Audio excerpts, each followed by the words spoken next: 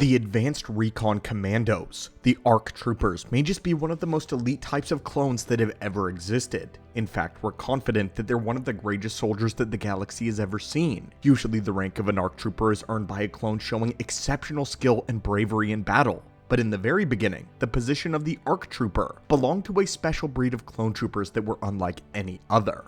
In fact, these clones were so different that the Kaminoans feared them extensively and only had them activated as a very last resort. It's quite possible that the ARC Troopers never would have been activated in the first place had it not been for the Separatists threatening the Kaminoans directly. When they were dispatched on their very first mission, even the Jedi were surprised by their concerning amount of competence and independence. The ARC Troopers were truly something special. In today's Holocron, we are going to talk about the origins of the ARC Troopers, what happened the very first time they ever entered battle, and to be clear, this is very much Legends continuity, so we will be going off of the events described in the Republic comics. So without further ado, my friends, good soldiers watch early, so let's begin. The first time we ever saw the ARC Troopers fight was in the 2003 Clone Wars series when they rescued a team of Jedi from the clutches of one General Grievous. Later on, they would also fight against the invincible droid bounty hunter Dirge in order to save Obi-Wan. In both of these instances, the ARC Troopers showed exceptional teamwork and problem-solving skills that were unlike any other clone unit. With these clones having faced two of the strongest villains that the Clone Wars had and lived to tell the tale,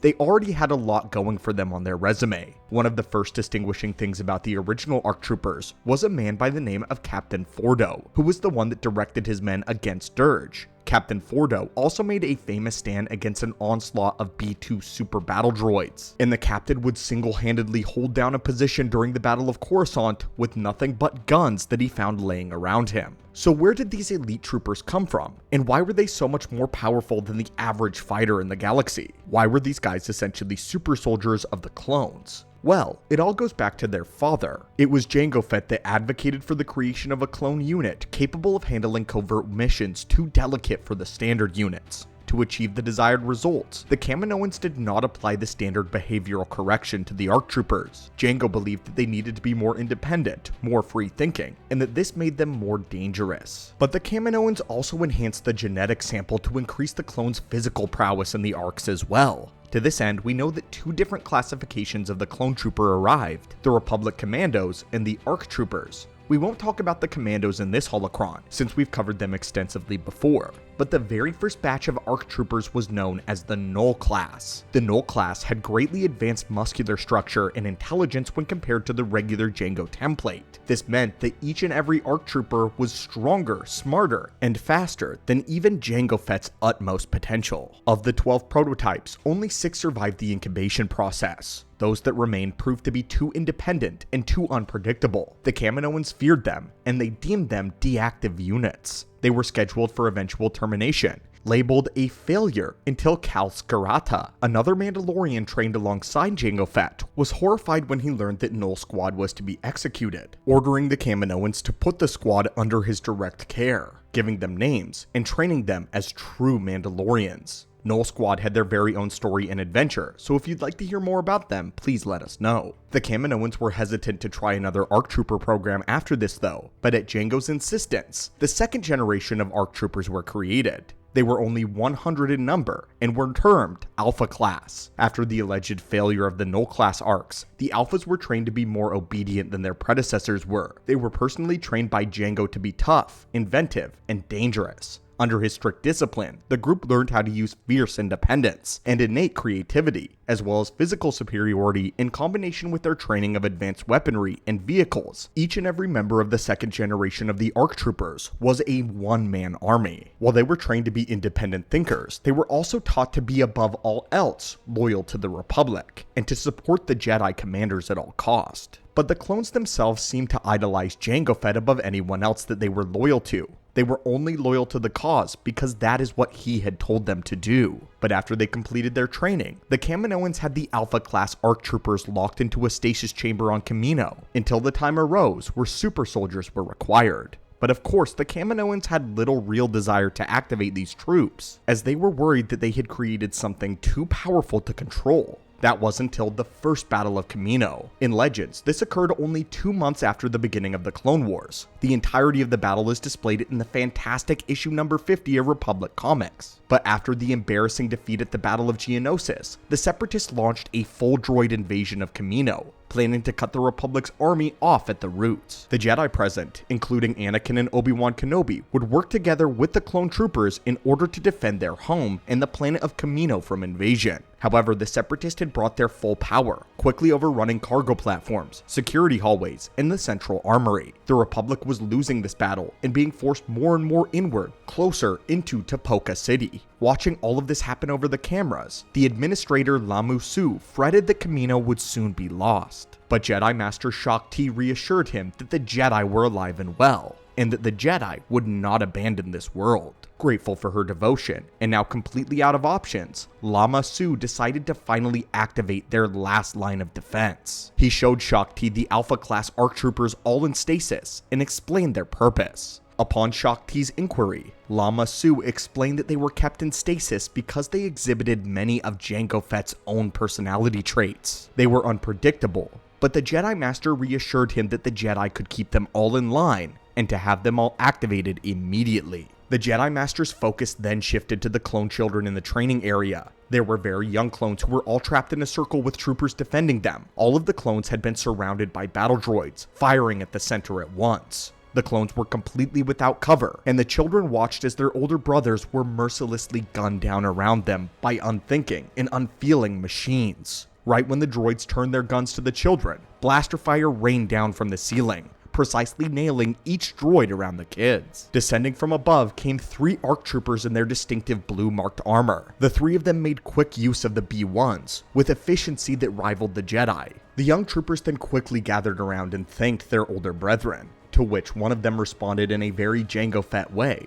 "You could have saved yourselves. You're not defenseless," as he was instructing them to grab their nearest weapon. Droidekas then entered the scene and took them by surprise, shooting down and murdering 2 of the ARC troopers, leaving the last one diving for cover with the children. With their own firepower, they didn't have enough to take down both of the destroyer droids, but luckily for them, Shaak Ti had now arrived, cutting a way for the children to go to safety. The remaining ARC trooper, which we will be calling Alpha since that's the name he was given later, then asked Lama Su where the Prime clones were, and of course, he meant Jango Fett. The administrator informed him that Jango had been killed and that Kamino was now compromised, showing his advanced training. ARC Alpha brushed this news off immediately, as he knew more droids were coming. He then told them all to run, as he threw a grenade in the fray in order to cover their escape from the droid onslaught. Out of the corridor, Alpha took charge and instructed Lama Su to evacuate the children while he went on to protect the latest generation of clones, those still left in their incubation tubes. He allowed the Confederacy to find the clones, as Shaak Ti insisted on coming with him. But Alpha bluntly responded, "Suit yourself. I'm adaptable." This is the first time we actually see the personality traits that the Kaminoans were concerned about in these ARC troopers. We'll see how blunt and to the point these troopers really are. Unlike the other clones, they actually speak their minds to their Jedi superiors, even riding the line of disrespect. Shaak Ti and Alpha ran their way through the facility, working together to take down squad after squad of droids. Shaak Ti used the Force to push them away, while Alpha threw a reverse polarity pulse grenade to finish off the droids. Though the grenade messed with his armor sensors, which blinded him from another groups of B1s which nearly shot him dead. Luckily, the droids were sliced apart by the thrown lightsaber of one Anakin Skywalker, who entered the battle alongside Obi-Wan Kenobi. As the 3 Jedi spoke, the clone trooper said that if they didn't move now that they would all soon be dead, to which Anakin was shocked and commented that he was awfully rude for a clone. But Alpha said this, "And you're complacent for someone who may be on the losing side of a battle. I have not worked with Jedi before, but I was led to expect more from you. The droids aren't standing around talking. We shouldn't be either. Follow me if you want to do some good." This is a prime example of how the ARC troopers retain their personality, a personality that was formerly Jango Fett's. They were not afraid to speak out, to speak without a filter, and so after blatantly insulting 3 of the most powerful Jedi to their faces, Alpha once again takes charge. Their destination was still the cloning laboratories, which was the latest generation of clones, and where they were being held. But in quick pursuit down the corridor was another large wave of droids, too many for even the 3 Jedi and 1 clone to take on alone. The Republic team made their way into the cloning labs, fighting back the droids pursuing them in the hallway. Alpha ordered the rest of the Jedi to take cover while he input a specific code into one of the panels. Obi-Wan asked him if he was sending a distress signal or raising a shield, but Alpha simply said this: neither. He had entered a self-destruct code. Shocked, he was horrified, and Alpha explained that it was Jango Fett's direct order. They could not allow the clones to fall into the wrong hands. They grow up loyal to the Republic, or the clones don't grow up at all. As the droids came pouring in down the tunnel, Shocked insisted that there had to be another way. Alpha studied the situation for a moment intently, and then ordered the Jedi to use their power to tear open the transparisteel in the tunnel, with the idea being to bring water down on all of the droids. Shocked informed them that if they did this, that the Jedi would drown as well. But Alpha simply said no, because the 3 Jedi are going to hold back the water, hold back the entire ocean. The Jedi listened to the clone.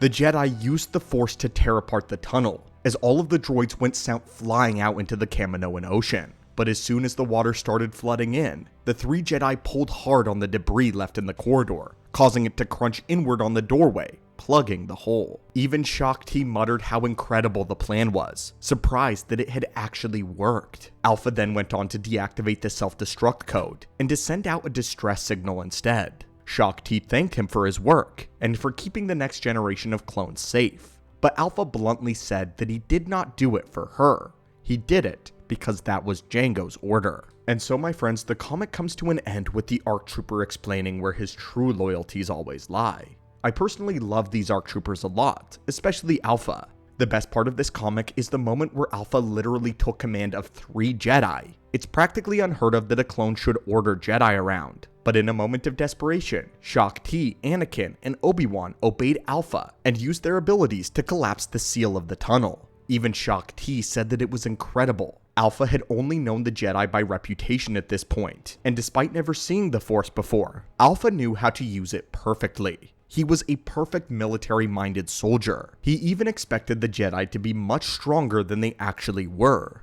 Alpha himself is an interesting character who we get to learn more about, as Alpha and Anakin form a pretty strong relationship. The two of them have a lot in common. They're hard-headed, strong, and independent. One of the best parts about Alpha is how he gets his name. When Anakin is speaking to him, he says this: "Does it bother you that the other Jedi just call you the clone?" To which Alpha responds, "No, that's what I am." But Anakin tells him, "Well, it bothers me. I need to call you something else. You need a name." But the clone refuses, saying that he already has a designation, A-17, to which Anakin says that that makes him sound like a droid. But he asks what the A stands for. That is when the clone tells him that it stands for Alpha, the code used for his batch. Anakin then states, "Then that is what I will call you, Alpha." And with a sigh, Alpha responds, "Call me whatever you want. I don't care. Just watch my back." The first gen of ARC Troopers are fascinating. Despite their notorious independence, they do not show it in the way that other clones do. They insist on wearing different hairstyles, tattoos, markings, and calling each other by different nicknames to insist on their individuality. But while the ARCs don't need to insist on their individuality, the ARCs just are. Their loyalty to the Republic transcends their independence to the point where their devotion is even more important to them than their own name is. They don't care about whether they're referred to as a designation or a name. They care about getting the job done, and by getting it done right. No shame to the other clones, but I have mad respect for this aspect of the ARC Trooper. Fearless, inventive, loyal. These were the true perfect soldiers of the Clone War. But now I turn it over to you, my friend. What are your thoughts on the ARC Trooper? What are your thoughts on ARC Trooper Alpha? And of the Clone Troopers during the Clone Wars, which was the most elite? Not counting Squad 99. As always, my friends, thank you so much for watching and supporting the channel. And as always, may the Force be with you.